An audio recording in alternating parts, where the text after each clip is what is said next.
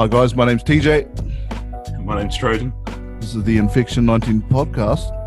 And We have our first guest today, and this is actually one special for us that we're probably both excited to have, which is our former guitar teacher from high school, and his name is Jono Breakwell, but he's under his wife's Zoom account. You might see his name is Louise at the moment. How are you, brother?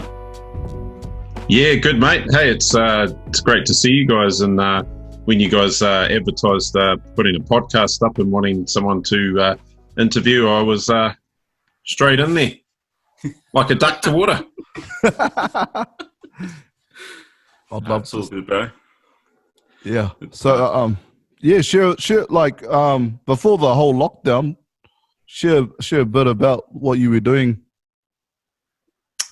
with yourself before everything got locked down. Well, leading up to it, I was just working at Rotorua Boys High School, and one of my other jobs I do as a music therapist, and heard a little bit on the news about what was sort of going on, and started to get pretty anxious from there and on, and handing out hand sanitizer to the boys before lockdown. It was a pretty nerve-wracking couple of weeks leading up to the lockdown. We just had to keep going and soldiering on, me and Mr. Hay, back there in the music department at Rokuta. Yeah. Shout out Mr. Hay. Yeah. Still holding down the fort. Yep. So, for those of you who don't know, this is the only guitar teacher I've ever had. And he's the reason I'm the way I am today on the guitar. So, it's true. And I was talking to Trojan about this, and it's funny because some people say, you need a lot of lessons from people before you can consider them a teacher. And I was like, no, you just need one important lesson. I don't think he realizes how important holding a pick is. Unlocked everything because I could not progress. So so you've been this music therapy you're talking about. What's that all about? Is that that's carry on? Sorry, that's with special needs kids. So I do that through Keir Street Specialist School, and I go around to a lot of the different schools. But before I move on with that one, I've actually resigned from there. I just resigned just before the lockdown. So I've been there almost 6 years. So that was a really, really awesome opportunity. And to be able to give back to the kids with special needs and stuff was really, really awesome. We worked on a lot of stuff. It was very simple stuff, whereas at Okuda, it was more about hurry up and give me the new latest thing. I've got to keep rolling, keep moving. But with these kids, it was more, a lot of repetition, working on their motor skills, fine motor skills. Just very, very simple things and a lot of repetition involved in it. It was pretty amazing.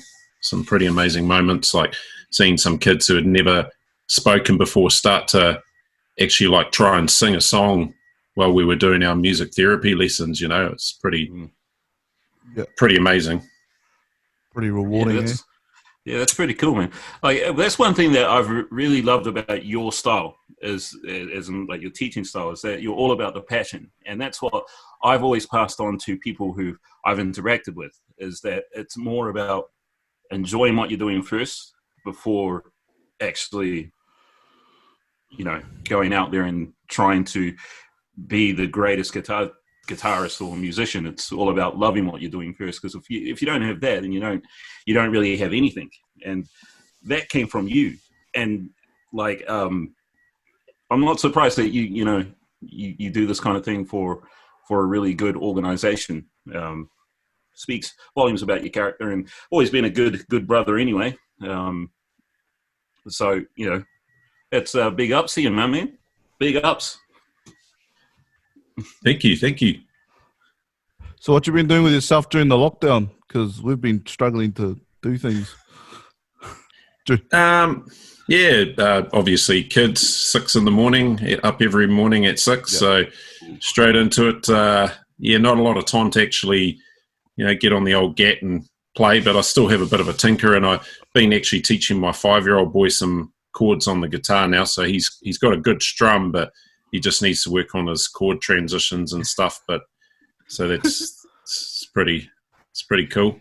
He's out to catch you, right? Because I've never actually asked you, but was your family musical as well, or was it just you? No, actually, a lot of my first cousin, he's probably New Zealand's most successful and greatest jazz singer. He's performed for President Bill Clinton, played jazz festivals all around the world, the Montreux Jazz Festival. That's a big one. He's performed with Dame Kere Te Kanua. You name it, he's done it, man. And then my other cousin, he's a professional drummer, plays for Dave Dobbin, Anika Moore, Hayley Westenra, Renee Gayer, he's drummed for her. Some small fish. The follow-up question is then, because I'm in a musical family as well, is the pressure, do you put pressure on the next generation, whether it's your kids or nephews and nieces, to kind of be musicians as well? Or is it something that you just want them to follow their own kind of things? Or what are your hopes for your kids, I suppose, in terms of music? Do you hope they end up musicians, or? Secretly, I do. Yeah, and that's fair enough. But I don't ever want to push them into anything, but I can see it already, like they're getting interested. And one of my good mates actually told me he was brought up a musician and stuff, and his dad was a musician as well, but his dad done it in a great way. He actually didn't like force it on them. He wasn't like, oh, get this guitar, boy, and play these chords, hurry up, or get on those drums and bash away. He just left the instruments around the house, and over time they got curious, and they would, pick the guitar. Oh, what's this? Strumming. Oh, okay, that sounds cool. So he just left it there. He encouraged them, and once he saw they were interested, then he sort of came towards them and said, hey, would you like me to show you something, And so I'm kind of doing it in that way. I'm not like there with a whip going, hurry up, get on those drums. Do some triplets on the kick. Because I mean, you got to I can see, because there are kids that unfortunately or fortunately, depending how you view it, go through that, and I've seen it myself. Because you got a kid too, Trojan. What's that like in terms of the music thing? Well, similar, bro. There was shout out to Harold Fisher. I don't know if you guys ever remember Harold. He used to be around town, and his daughter Jazz. It was only 3 at the time when they lived here before they moved over to I think Brisbane, somewhere in Aussie on the East Coast. Anyway, but shout out Harold. And she was a prodigy, and like at the age of 3, 4 or something, she was out there busking it on the streets, like playing Ode to Joy on the piano. Now she's like 16, 17, something like that. And she's still phenomenal, and she's still singing. But she's now got like 4 siblings or something like that, and they all have like a little family band. But when JJ was born, he was the one that I asked. I said to me, I remember Jazz being so young and just being an extremely gifted musician. So what tips can you give me in terms of being a musician yourself, and then having a child that you like Jono, you really want them to play, but you don't want to force it on them. And he said the exact same thing. He just said, just let them naturally come to it. Don't force anything on them. Just leave the instruments out. Let them be curious about it. And that's what's kind of rubbed off on him. Like, even though he lives in Aussie with his mum now, JJ, he just naturally gravitates towards music. He'll hit me up when he goes, oh, I heard that you got a new song out or something like that. And so, like, these are things that I haven't, like, gone on, well, you're going to have to learn. And even when we've been FaceTiming or whatever, and if I've got my guitar, he's asked to look at my hands as I'm playing the guitar. So, but me and me and Jono have talked about our kids becoming better than us. So one day, one day we're going to be the old coots just left in the dust, and they're going to be telling us what to do and how it's done. Oh my goodness. I talked about that with Trojan actually the other day. I said, I remember when I was a kid and I used to just bust out all these licks and I'd see adults going, what the heck? And now I find myself doing the exact same thing with some of the people I've taught, or just with kids who just blow my mind how good they are. John, you've got like so much more of experience with this. What is it like? Because how long have you been at Boys High now? On and off too. Yeah, I just had one. I went to jazz school in 2007. Studied down there. Went there for 1 year. I didn't like it. It was, and it wasn't anything to do with the style of jazz or anything. It was just some of the family circumstances that I went through when I was living down there. My uncle who I was living with, he passed away, so I had to keep the house running by myself and stuff. And yeah, it was pretty tough that year. So for me personally, things just didn't work out how I wanted them to.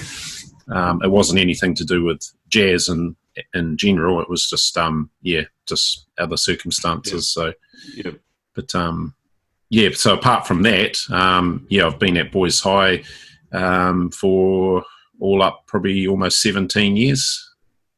Ooh. Yeah, 17. So that's a really good innings. But in that time, like, you're pretty much seeing some kids just come in like raw, like myself and the Bro Teach.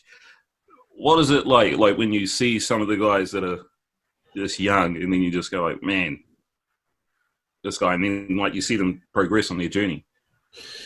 Well, if I can just speak for a little while about you two guys, like when I remember you guys, and it's still like yesterday to me, really. It feels like yesterday. You guys had such a passion and an enthusiasm, and that's really rewarding for me when I see students, kids, my boys, I call them my boys, come in and they've just got a spark, and for me that's the ultimate, man, just getting them hooked. And I've never really seen myself as a teacher, to be honest. I believe I'm what you call an inspirator, or someone who will inspire and make my students go, man, I want to play like that and I want to play better. Because that's ultimately what I've always wanted for all my students, and I take it seriously, and I still tell my boys now, and we've got some great young talent coming through, and it's just so sad what's happening at the moment, but unfortunately we just can't control those things. But there's some boys at the moment with that same spark as you guys had when you came in. You guys were hungry, man, and you just ate it up.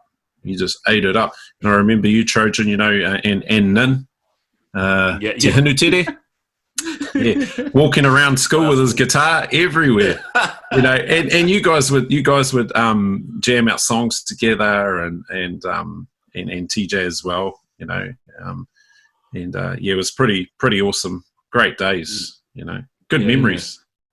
Because I've only just started taking up the mantle of teaching, and I'm paying forward a lot of the stuff that I've been taught from guys like yourself as well as others. It's interesting being on this side of the ledger for me, and then going like, wow. And but in just the short amount of 2 months that I've had these students, like, it's really cool to see them go from not knowing how to strum a chord to being able to at least hold one chord and do some basic picking rhythms. And I guess that's the rewarding thing, is seeing how much joy that brings to them. And it's that to me is a fulfilling thing, and I hope I'm paying it forward. Like, definitely, you saying you're an, what was it, inspirator? That's actually a really accurate, I think. Is it a word? I don't know if it's a word, but it's accurate, and I get it in the sense of you're not really forcing your own philosophies or because I never felt that from you. but it was more of, oh, he plays really good. Oh, he's cool to hang around. Because there were times, I don't know if you remember this, I think we tried to learn one of the tracks of Surfing with the Alien. Mountain Sing? No. Might have. But there were times we would just shed in the music room for like hours. I mean, like just for one period. Yeah. And sorry, Mrs. Anelli or Mr. Hay at that time. I can't even remember what. Hey, do you remember Mr. Taylor? Or did you leave at that time? Oh, yes. Mr. Taylor. He was there for a little bit. Yes. He was an out of it guy too. But He was out of it. Let's just say he let me in the music class a lot though. But yeah, we would just shed. And then just watching you, is, I suppose mentoring, is the right word? Yeah. That sounds good, TJ. Yeah, sounds good enough.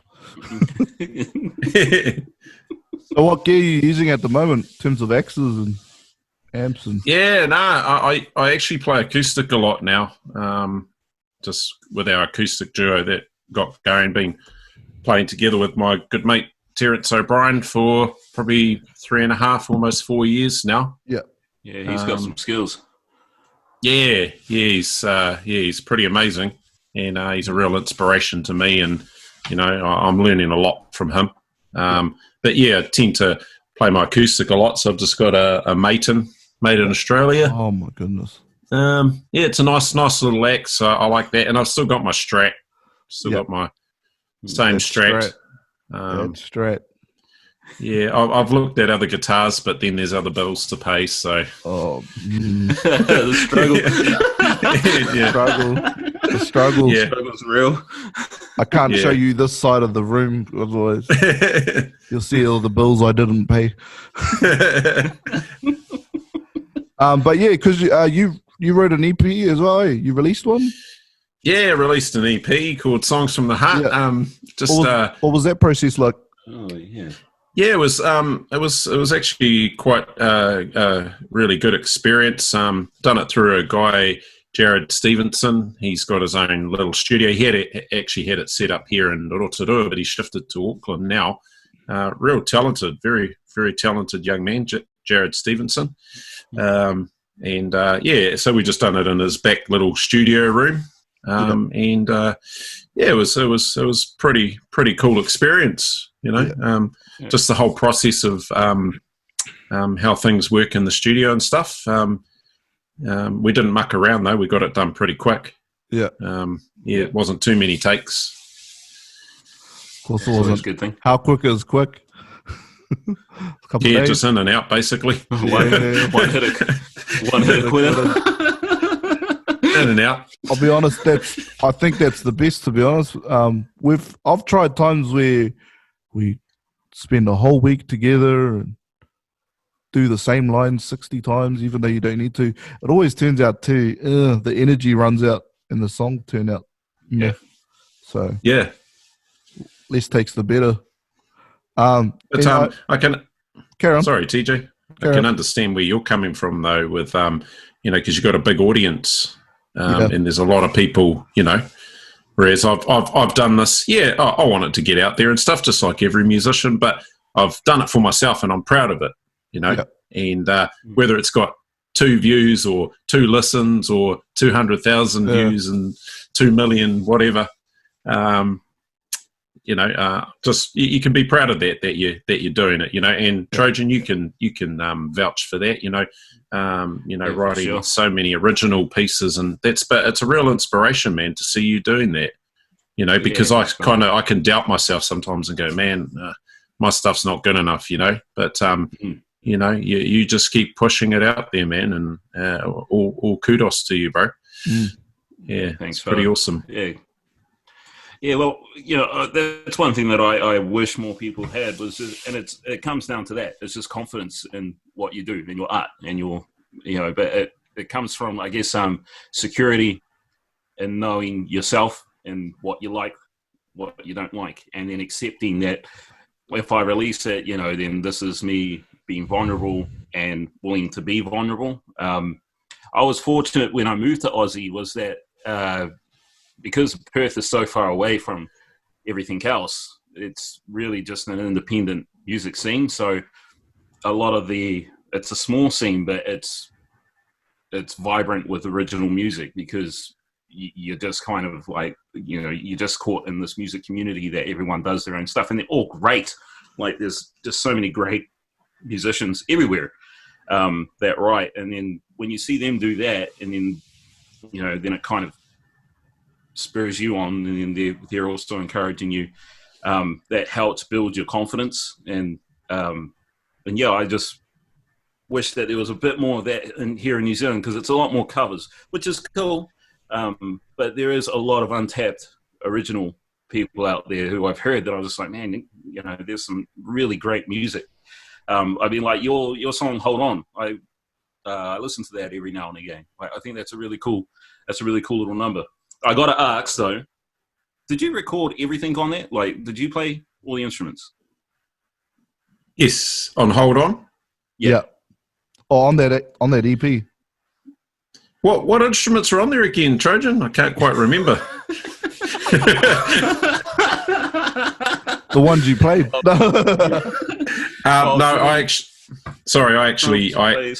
I'm pretty sure I played the guitar and obviously the vocals, and then Jared Stevenson, backup harmonies, fantastic, just on the money, man. And he also done the bass guitar parts, and we just took a drum track, generic drum track off the recording files. Yeah. So, yeah. Hey, that's what I do. Yeah. There's a lot of secrets, that I have that I'm just going to say, I'll keep it at that. What made you decide to do country? Have you always been? Because I've known you as a jazz cat. Yeah, it's funny but I'm pretty sure if you looked back into my family history, if I went on Ancestry.com, there'd probably be some family from the Midwest of America. Who knows, eh? I'm not kidding. There's something, cowboy. Yeah, there's something. Because I can do it. I've written other songs. There's other songs that I've written. I just haven't released them and gotten around to recording them. But that one, that lot for me was just what came out. Yeah. That's a good thing too, because sometimes we get so defined by our. I'm in a bit of a rut myself, if I'm being honest, because I do have a big audience, and with that it can lead to other problems of, am I making the music that I want, or am I making the music that my listeners want? That they want, that they're consuming. And so it's been a constant battle of like, because the music we got big off is not the music I generally play. I'll be honest. Yeah. I've always wanted to. Yeah, it's not that. It's not that. Oh, and it's weird. People don't even know me as a guitarist. They're like, "Oh, you're that singer guy," and I'm like, "Wow, there goes all my dreams." But oh shit! I could have said, "No, I don't want to do this," but then I was like, "You know what? Let's just ride this wave and see where it goes." Sometimes country music comes out of you, and in my case, sometimes party songs. But we are making originals, and even that's scary because they don't really sound. Well, Trojan's been a part of it, helping me, and he's heard some of our songs, but they don't sound. One of them does, but some of them don't sound anything like our sound, and it gets nerve-wracking to put it out. And I suppose that's the cool thing about having a smaller audience or no audience, is that you can just release whatever you want, and nobody cares. Now there's consequences. Yeah, and I think it comes back to actually what you're saying there, TJ. Just with you're really showing a vulnerability, especially when you're releasing your own music, and you have to be, you have to have a bit of balls too, man. Excuse the language. You have to have a bit of it's a big ups to anybody who's releasing original music out there, man. It's so easy to go down that cover road, you know. Very easy. But for me, you know, that the covers road, you know, and I'm appreciative of it because, you know, it's paid some bills for us and been able to get out there and, you know, earn a bit extra for me and my family. But, you know, the ultimate would be an original, go fully original. Yeah. I remember saying to Tej in the last one that, like, when people would come into the music shop and they would say, "Oh, I really want to just do this as a hobby." I'm like, yeah, of course you are. And, like, you know, there are those who do want to do it as a hobby, but I'm like, really deep down though, you want to be able to play something and everyone pay attention to you. I was like, yeah, something that's yours. I said, no, I've never met anyone who plays a musical instrument that doesn't want to have their moment. Like, that's right. Yeah, so true. We're all show ponies. We're all show ponies who have tricks that we want to show off. Like, yes. No, but it's just like, you know, we don't always need to be the center of attention. That's the trick to learning it. Like, we don't always have to be the one in the middle. Always, you know, you have your time and you give up. You give up the spotlight for a bit. Spotlight moves, you stay in the same spot. That's so true, man. Yeah. With a lot of the gigs I've done with my good bro Terence O'Brien and that, you know, we've let many people come up on our stage and do their thing. Some have been absolutely fantastic, and I've gone, man, I think I'll give up singing. You know, and then others have restored my faith.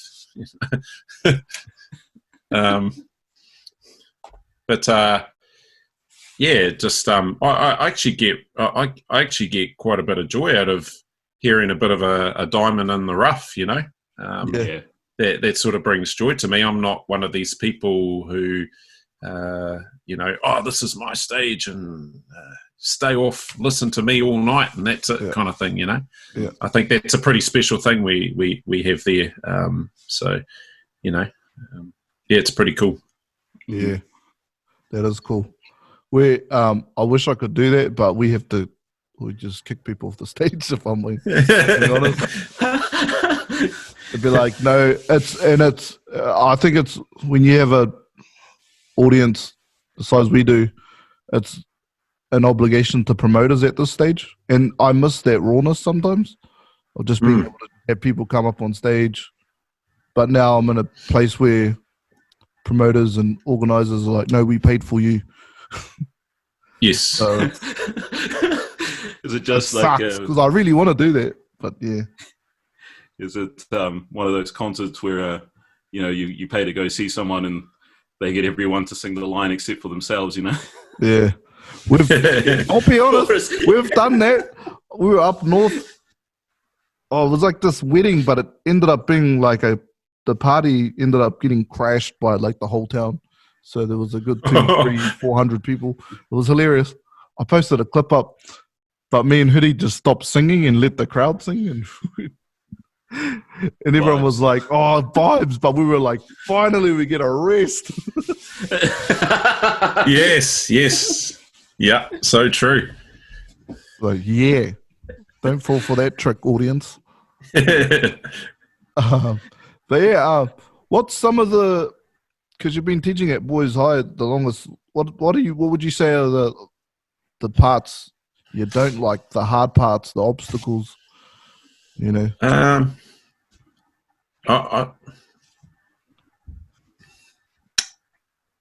Or do you just love it all?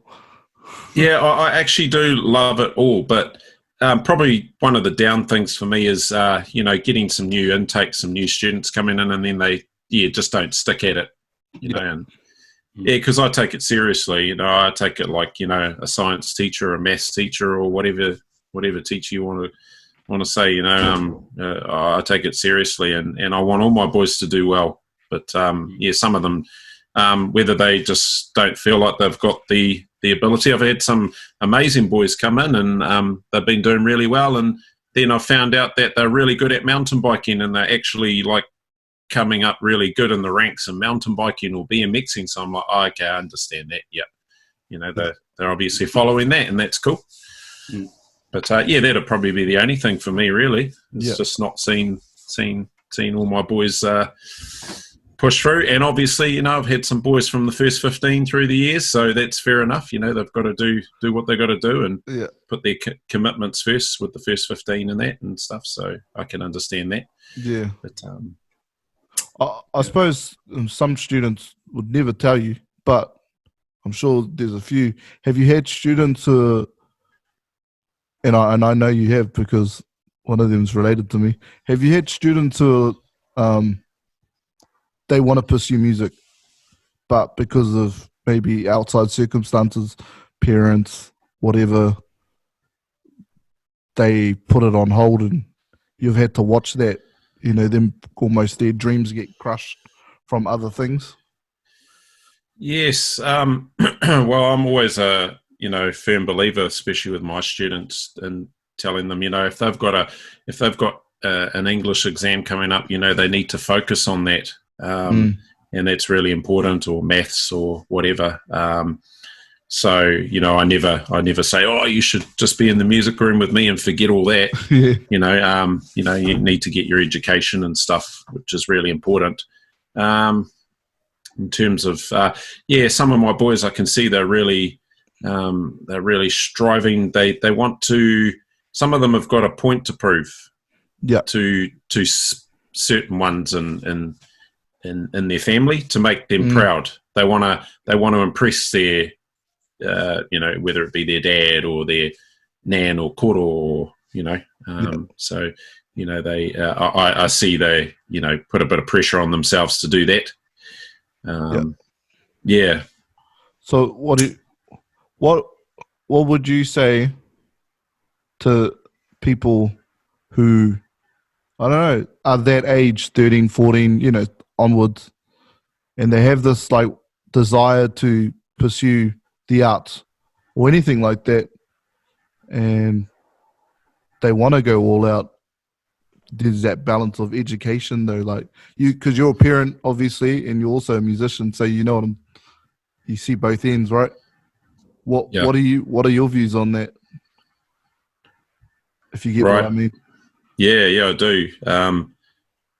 Practice your butt off now while you're young. Yeah. You know, and I tell my boys that you ain't got bills, you ain't got family or kids yet, you know, you haven't got that. Go hard. Because I mean, I used to put in a few hours when I was younger, but I wish I had to put in even more. And I would utilize that time to the max and just smash it. If it's what you want, you got to go for it. But you've also got to balance yourself out. Yeah, get your education. Make sure you're doing all your other subjects as well. But if you feel it's in your heart, I mean, these days. Unfortunately, not at the moment so much, but these days, you know, if you said that you were going to be a musician when you left school, you know, 10, 15, 20 years ago, they'd laugh at you, man. Yep. Yeah, you'd be like, but it may not be something that you can, well, not at this stage, that you can actually live off fully. You have to supplement it with other things, but you can do it. You can do it. I think there's a bit of luck involved sometimes with certain things. Some people have had some lucky breaks, and because there's so much talent out there. You guys know that, you've seen it, and we see it on YouTube all the time. There's like musicians out there that are like really, really getting nowhere. Yeah, to be honest, like compared to some of the big names, you know, and it's like, man, they're as good, if not better. Yep. You know. Yeah. But for the young ones, practice hard. Practice till your fingers fall off. That's exactly what I did. Young ones, that's a great piece of advice, because adult life sucks. I'm speaking from real experience on that. Adulting just sucks. You're right though, and I fully agree, because I used to practice because you can, and you have the energy physically, mentally. You don't have to pay bills. You're not worried about a whole lot of things, and I find myself not practicing like I used to. Even during this lockdown, you just like, nah. But as a kid, yeah, you should practice. Yeah. I'm also a big believer too of just if it really does fulfill you, pursue it anyway, and you can figure out how to pay bills later because none of us really know how to. Yeah, actually, one other thing I do say to my boys is if you can, like obviously, education is good and stuff and all that, but if you can get a trade under your belt, because you can always fall back on that trade, man. Plumbers are milking it, mate. We just had a plumber just on the lockdown, just after lockdown, our boiler cupboard started leaking. Yeah. So, and that was just like, man, that was terrible timing, but he came out and done that for us, and yeah, it was a nice little bill. Because don't you do a trade as well? You were doing building or something, if I remember correctly. You've got a good memory. I was actually a hammer hand, so I didn't have any qualifications, but I worked for a company called Renane Construction. Yeah. And and my dad was a builder. He was a builder by trade, so I do have a little bit of knowledge, but not enough to build somebody's house, if you know what I mean. Yeah. It'd probably fall down. You can fix a few things though and put together. Fix a few things. Yeah. YouTube carpenter. Actually, that's great advice to have some sort of trade, especially if you're going to pursue the arts. Because it's just a just in case, not even a just in case. It's if you want to be a musician for the rest of your life. And I've known some older musicians who have never made it full time, but they're still musicians and they love it. Yeah, they do other off jobs, and if you really want it, you'll make it work. Yeah, that's so true. Just keep that fire and that passion burning. You've got to look after all these years. I could have just thrown it in, but I can't. I mean, I could. I've thought about changing tech and maybe studying to be an engineer or something like that. And my wife's actually said to me, "Babe, it's not you. Wow. It'll never be you. You've just even if we struggle, financially or whatever." And you guys can vouch for this. All those musicians out there listening, it's just in us. It's really hard. It'd be really hard to walk away, man. I don't think I could drop that guitar and just walk away and go, "That's it, I'm done." Not fully, eh? Not fully. No.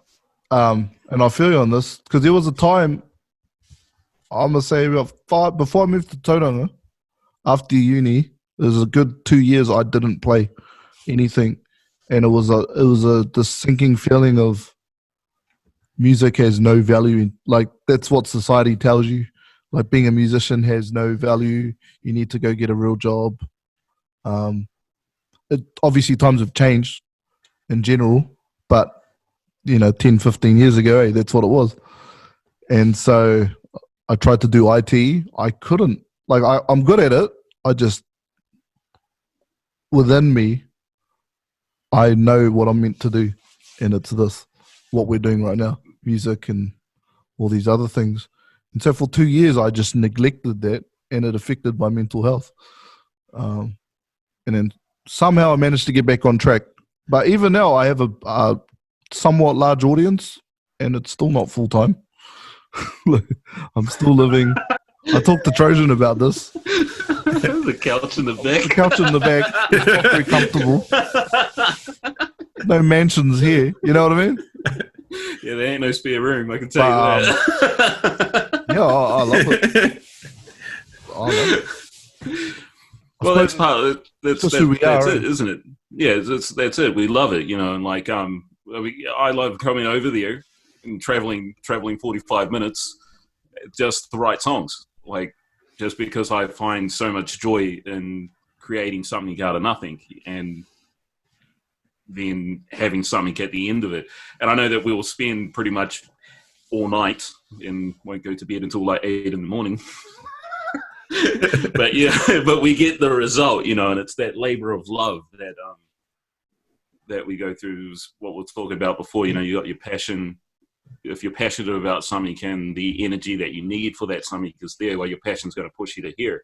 Where if you don't have that passion for whatever you're doing, then you're only either going to meet it or you're just going to fall under it, and it's never really going to get you over the top because you're not really invested in it. Yeah. Hey, can I ask you guys a question? Yeah, go for it. Where do you see TJ and Hootie going, TJ, like in terms of like what would be your next step from where you guys are now? Because I've always actually believed and seen, would love to see you guys, like playing at a One Love festival or something like that one day, It's like I'm just going to chip in. You read my mind. Real quick. I'm just going to chip in real quick. Yeah, you go. I would definitely say prior to this lockdown, it was looking very different. Yep. So I suppose I should share the story. TJ and Hoodie started like by accident. This wasn't something either of us planned or wanted. It was kind of just like, let's just chuck covers up on Facebook and whatever. Who cares? Because everyone was doing that.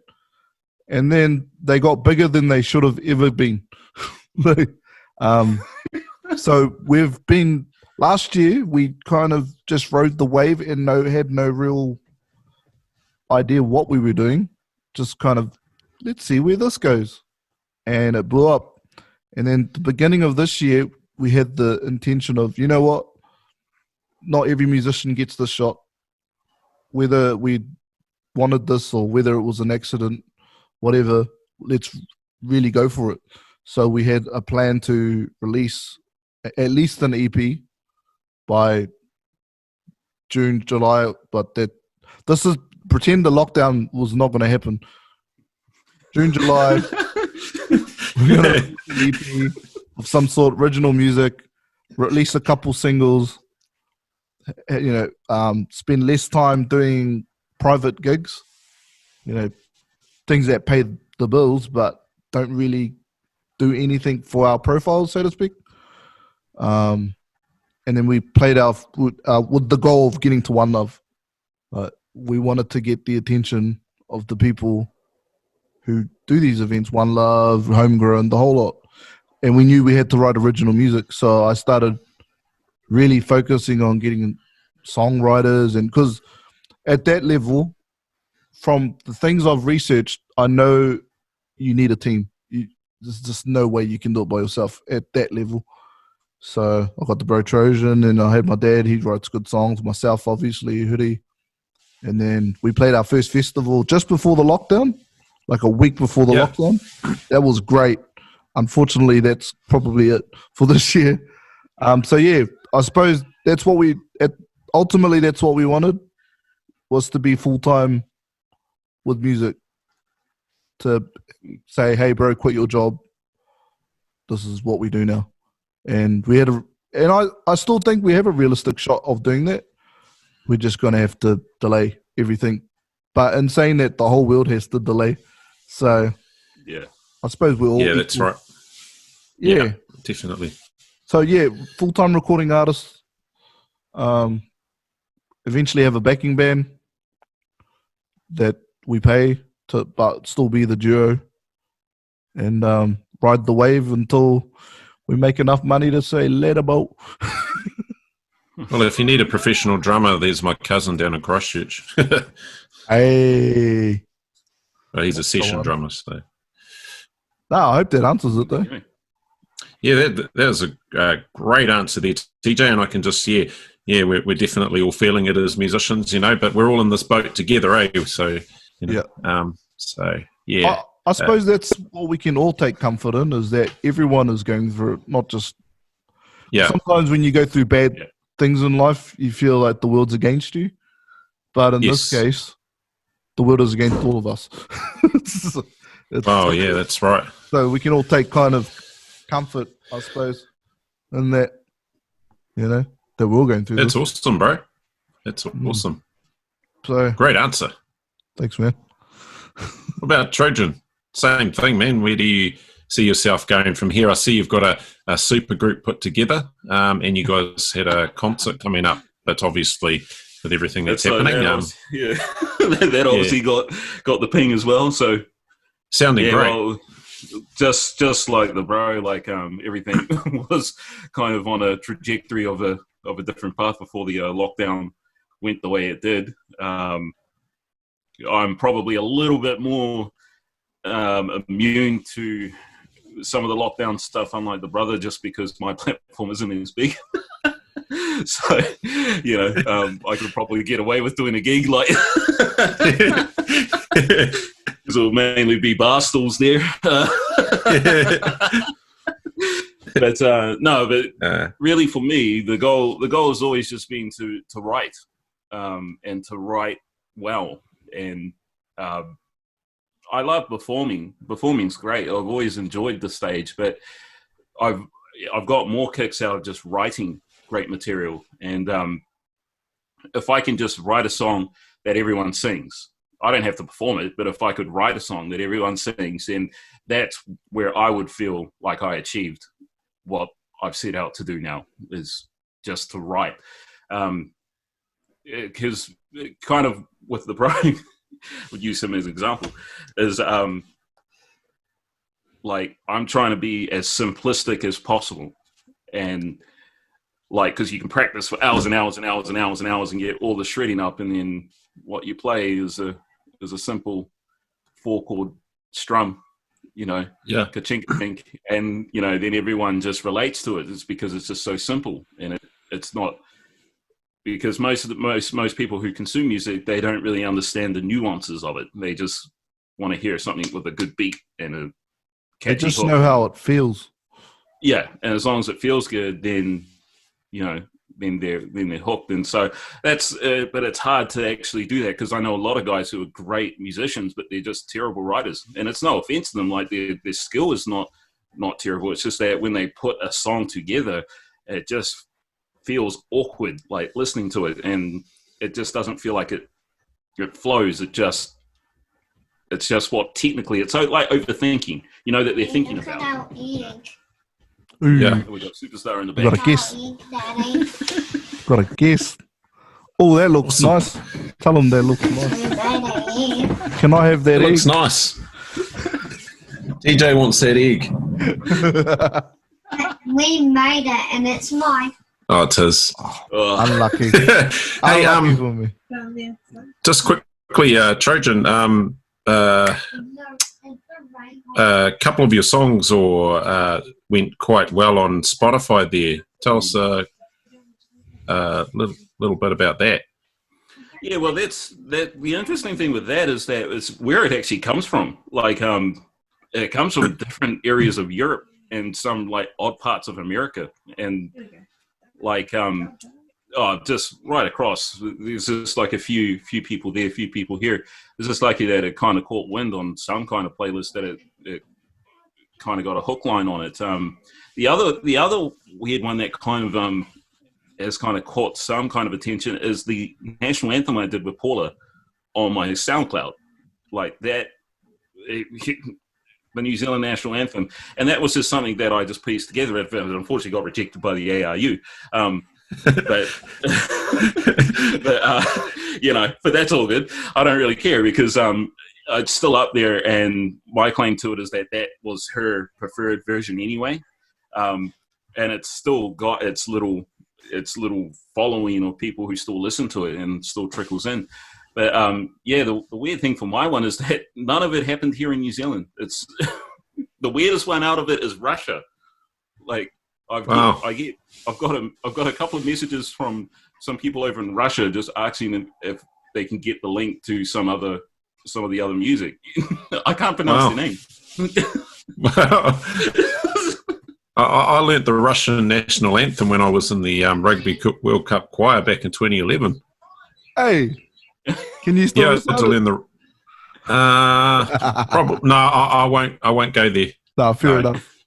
I probably could, but I won't do that. That's cool. Yeah, I struggle to even remember our anthem, and in both languages. So yeah, I just struggle with lyrics, to be honest. I just can't remember them. It's like people go, well, how do you remember all these sad songs? You don't. It's muscle memory. Yeah. Pick up the guitar. Actually, if someone could give me a secret formula for memorizing lyrics without having to have an iPad in front of you or a massive music stand, those music stands, they look like big fortresses that you can hide behind and take pop shots at people. Yeah. Write it down in the comment section. Okay, I'm going to expose some big artists. They don't actually remember any of their lyrics. Yeah, like you can see the little rolling. There's big prompters. Yeah. Just saying, Right, I'm not going to name artists. I'm about all of them. Yeah, it's like when you see the camera pan to like the musicians' view of the audience, and if you look down, you can see their foldbacks. But if you look at some of their foldbacks here, they've got a prompt screen, and that's what I picked up on too. I was just like, hey, those guys aren't actually remembering what they're doing; they're just concealing their music stand. You know, and I'm like, it's a pet peeve of mine. For me, like, who cares? Just hold the phone. I don't give a. Just sing the lyrics properly. If it means you have your iPad there, but if I could remember the lyrics, I so would. Same. That's horrible. But yeah, I suppose that's been an hour. Awesome, guys. I suppose one more question, because Yes. you were mentioning your wife talking about that's, you were going to go do engineering or something similar, and your wife saying that's not who you are.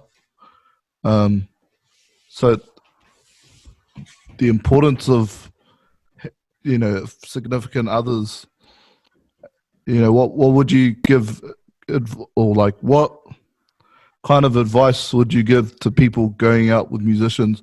Because it is a weird world, and you know what I mean? Like, there's times where we just go away. You know what I mean?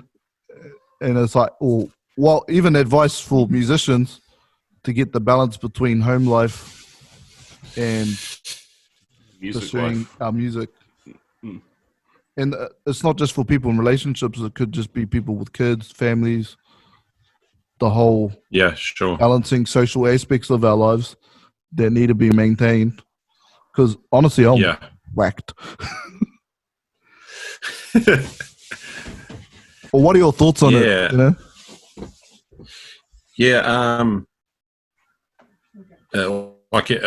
If I can say, the ultimate would be to actually have a partner, whether that be a wife or a girlfriend or husband or whatever, that has a passion for that as well. That would make it a lot easier.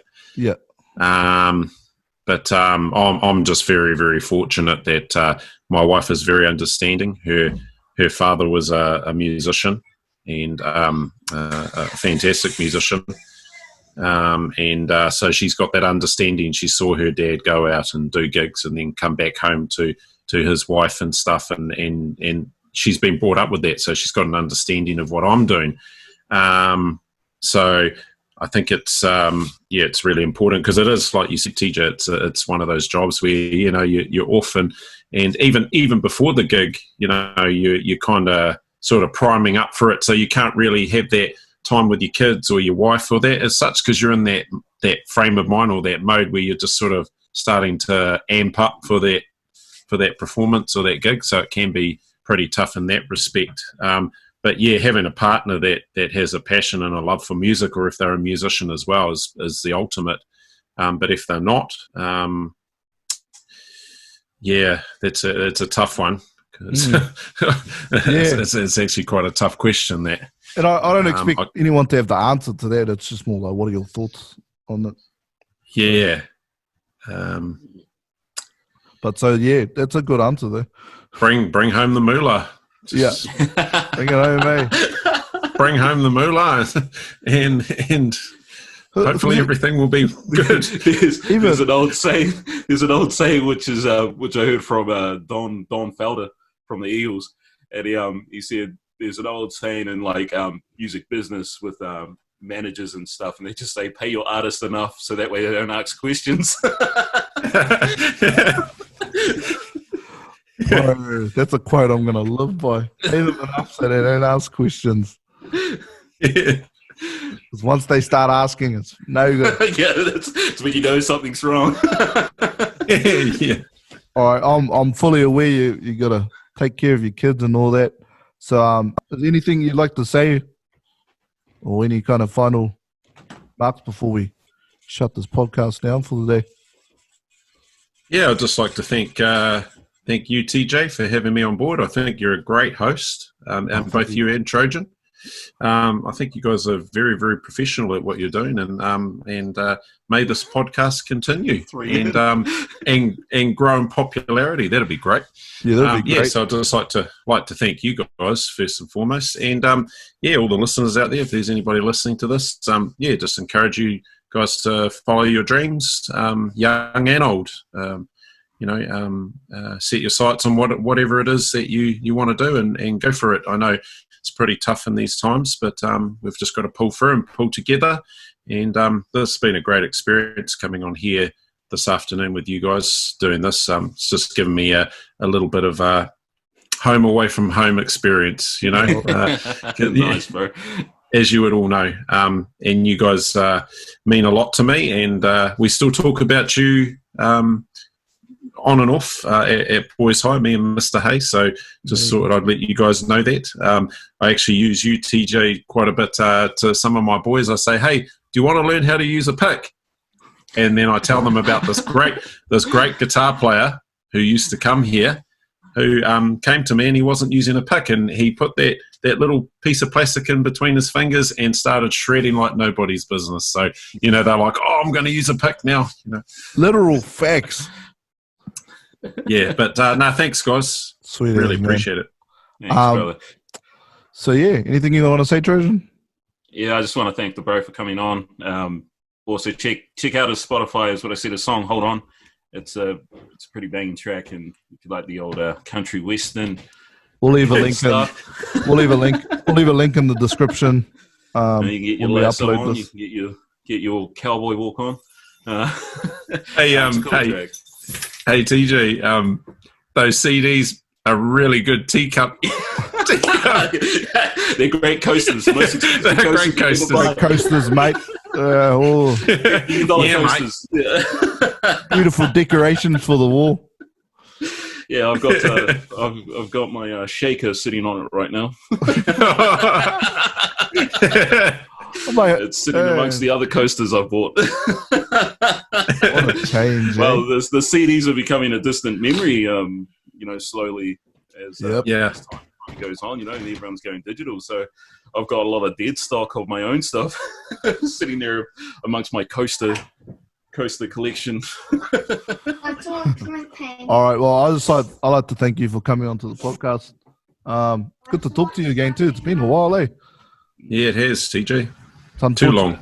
It's unfortunate that this had to be the reason why, because of lockdown. But I said to Trojan, if this podcast continues past the lockdown, and I think it will grow into a thing, then we'll have to get you back on. Yeah, definitely do that. Yeah, we'll have to have a jam too.